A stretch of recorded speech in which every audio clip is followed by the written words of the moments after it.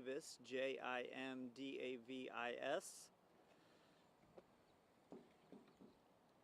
Tell us when you're ready. Could I have you repeat that? Sure. Roy Willey, Roywilley, and Jim Davis, Jimdavis.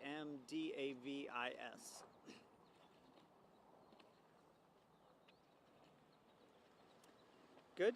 All right. So first of all, thank you all for being here today. We have received dozens of phone calls about the situation at the Dockside Condominium Tower over the course of the last couple of months, obviously, since the situation has progressed. And these folks are obviously our neighbors and our friends, and so we felt compelled to get involved and to try to get some answers.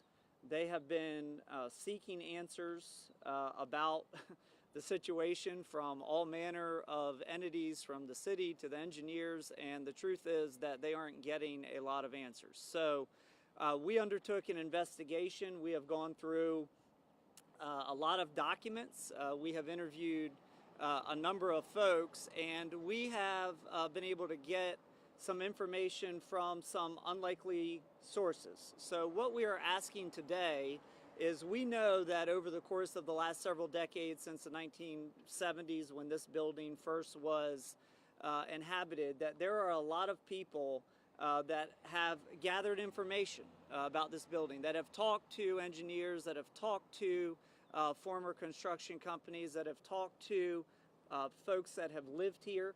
And at this point, we're asking them to come forward really to help our neighbors and to help this community figure out what happened in a situation that leads to a 24-hour evacuation, where members of our community are told, take your personal effects, take what clothes you can carry, but don't take anything else because the building might fall down. How do we get to that point? There are a lot of unanswered questions. We have been retained to investigate this on a class action basis on behalf of some of the owners of the Dockside Tower. So that is what we are doing. And we're just asking folks to come forward. Go to docksidelawsuit.com. There's a simple form. If you know anything at all, no matter how minor, just to give you an example, someone came forward the other day that was a former construction worker on the project and had some information that we believe is helpful. There are other people we believe out there like that have information, and so that's the purpose of today, is to say, come forward. People have not known where to turn. They've been reaching out individually to folks they know.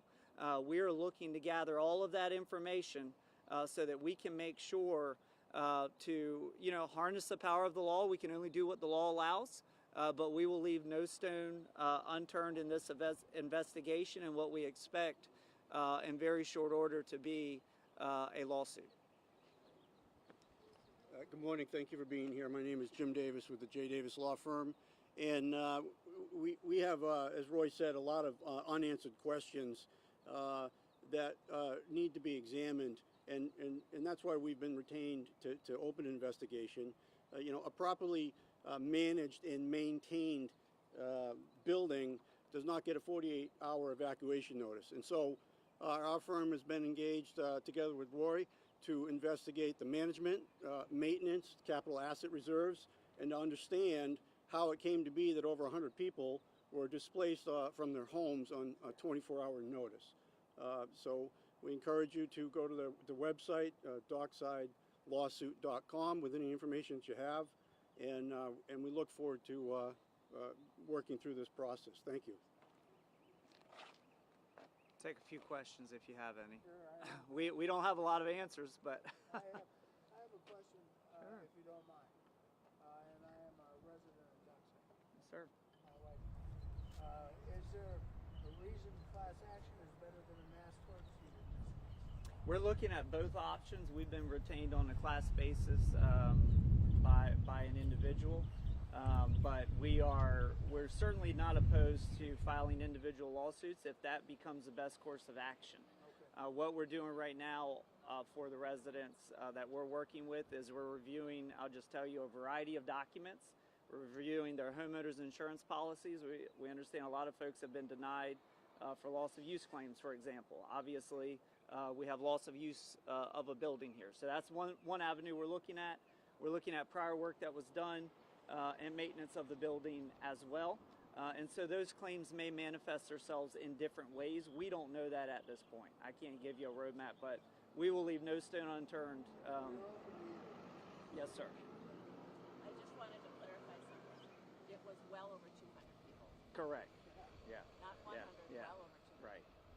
Can you say how many homeowners you've been contacted by or are representing at this time? We have been contacted by numerous homeowners, and I'm not comfortable giving an exact number because honestly I don't have it, but it has been numerous. Since this website went live, it's received hundreds of hits from members around the community with information and people that are interested.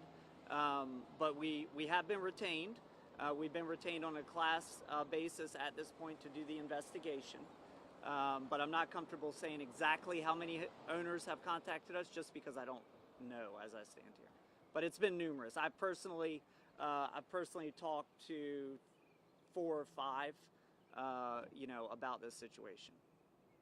Is there anything in these initial conversations you're having with people that stands out to you as to how this investigation moves forward? Any facts or details that you'd want to share that really stand out to you? Yeah, people were kicked out of their homes in February, and they know about as much now as they knew then. And it's enraging. It should be enraging. The amount of information that has been disseminated and provided, to say it's a dearth of information puts it mildly.